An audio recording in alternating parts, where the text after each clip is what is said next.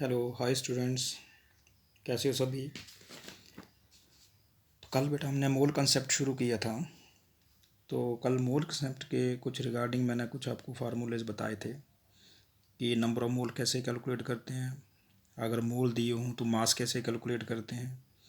और फिर एक बहुत इंपॉर्टेंट टॉपिक मैंने स्टार्ट करवाया था कि how we calculate the number of atom और मॉलिक्यूल्स। उसके जितने भी फार्मूलेज थे वो मैंने कल आपको सारे बताए थे। तो आज हम कुछ इसके ऊपर नमेरिकल्स लेके आया हूँ। इसके ऊपर हम नमेरिकल्स के ऊपर हम कुछ डिस्कशन करेंगे। तो नाउ फर्स्ट क्वेश्चन है, फर्स्ट जो आपकी प्रॉब्लम है वो है क्वेश्चन 1, विच ऑफ द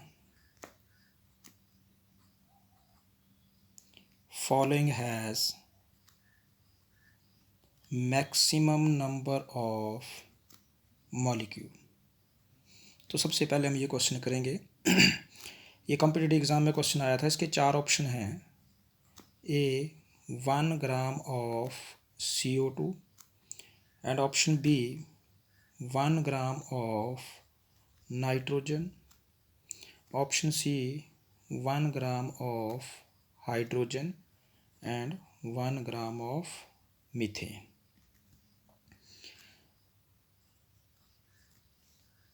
ये ऑप्शन है। अब इसको कैसे करेंगे हम? तो इसका मतलब है पहले तो हमें ये सारे के सारे इनके नंबर ऑफ मॉलिक्यूल जो है वो कैलकुलेट करने होंगे। तो मैंने कल आपको फार्मूला दिया था, n is equal to given mass divide by molar mass into Avogadro numbers. और फिर n एवोगैड्रो नंबर्स की वैल्यू होती है 6.022 into 10⁻23। This is the value of Avogadro number. तो by using this formula we have calculated the number of molecules one by one. Now first 1 gram of CO2, 1 gram of CO2, then n is equal to given mass 1 gram, 1 divided by molar mass of CO2. How we calculate the molar mass? CO2, the atomic mass of carbon is 12 plus oxygen 16. तो 2 into 16 that is 44, means 1/44 into 6.022 into 10⁻23। B 1 gram of nitrogen. तो बेटा इसके number of atom या molecule कैसे निकलेंगे? 1 nitrogen atomic mass 14, 2 nitrogen है 28 into 6.022 into 10⁻23। C 1 gram of hydrogen, number of atom molecules is equal to 1 over hydrogen atomic mass 2, 1 into 2 that is 2 into 6.022 into 10⁻23। And option D, N is equal to 1 over the molecular mass of methane.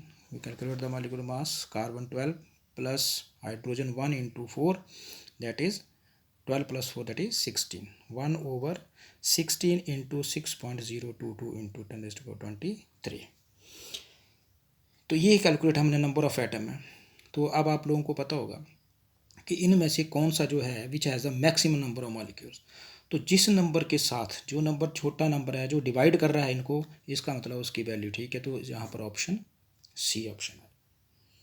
लेकिन ऐसा question करने से पहले कुछ बातें और ध्यान रखो। अगर यहाँ पर सभी जगह पर 1 ग्राम, यहाँ पर 1 ग्राम CO2 मास जो है वो सभी ऑप्शन में यहाँ पर मास सेम है।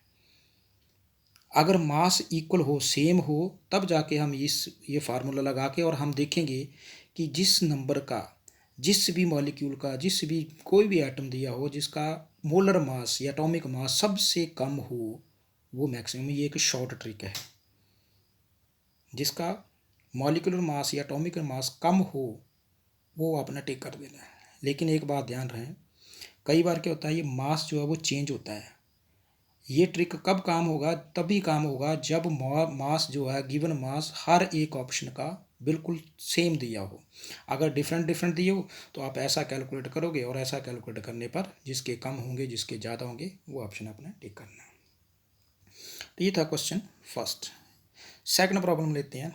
बहुत इंपॉर्टेंट क्वेश्चन है। क्वेश्चन है which of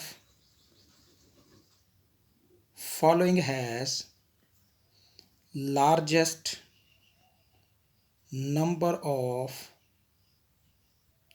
oxygen atom.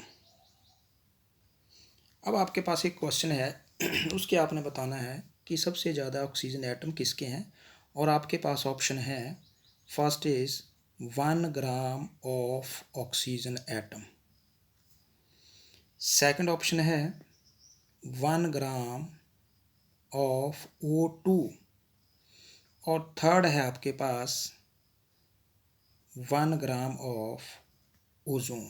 The formula of ozone O3। तो हमें कैलकुलेट करने पड़ेंगे। तो सबसे पहले हम फर्स्ट कैलकुलेट करते हैं। फर्स्ट ऑप्शन है 1 ग्राम ऑक्सीजन एटम। कैसे लिखेंगे?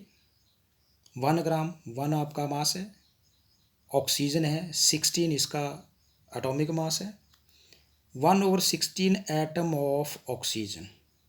या फिर हम इसको और कैसे लिख सकते हैं? इसको लिख सकते हैं 1/16 इंटू एवोगाड्रो नंबर 6.022 इंटू 10⁻23।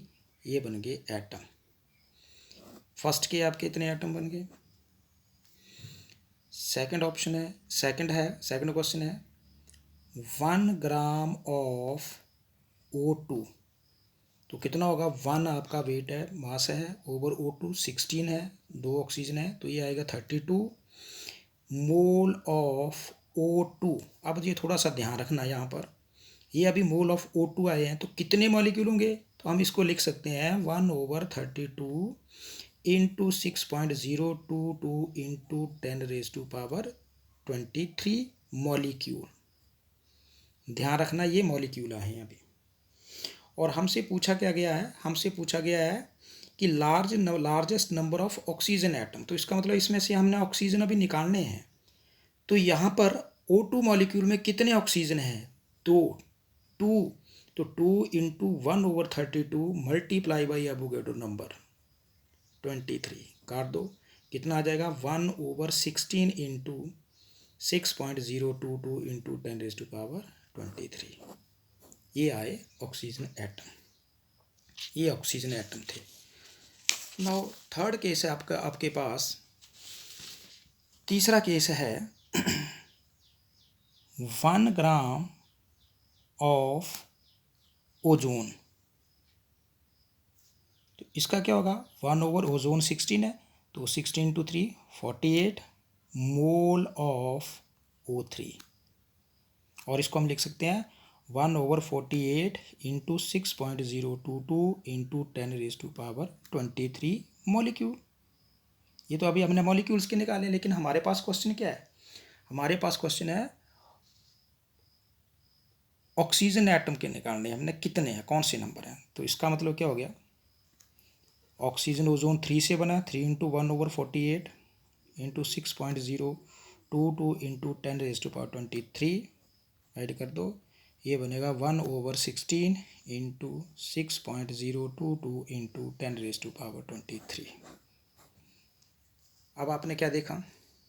हमारे पास जो थे उनके पास भी वही था, 1/16 इंटू 1/16 इंटू 1। तो इट मीन्स क्या हुआ? इसका सही आंसर है दे ऑल कंटेन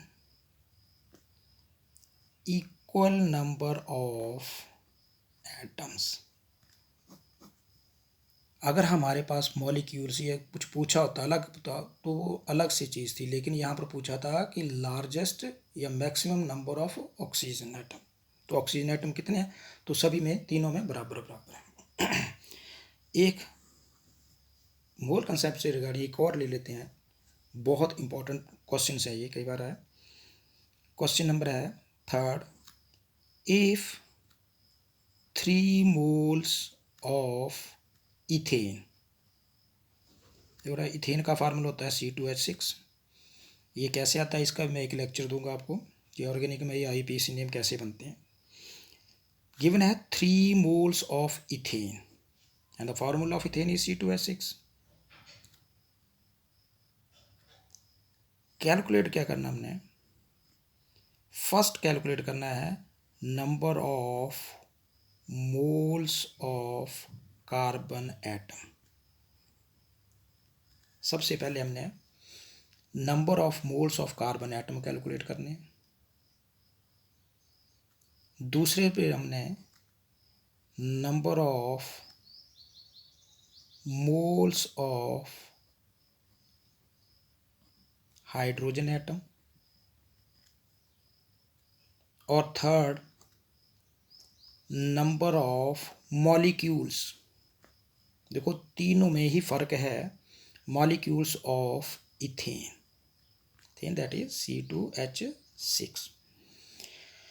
देखो सबसे पहले तो क्वेश्चन समझो, 3 मोल्स ऑफ इथेन गिवन है, इथेन के 3 मोल्स गिवन है, मीन्स n दिया हुआ आपके पास, और आपने कैलकुलेट करना फर्स्ट केस में number of moles of carbon atom, दूसरे में आपने number of moles of hydrogen atom. Start करते हैं। सबसे पहले लिखने का तरीका क्या है, सबसे पहले हम लिखेंगे, हमें पता है 1 mole of ethane contain 2 moles of carbon.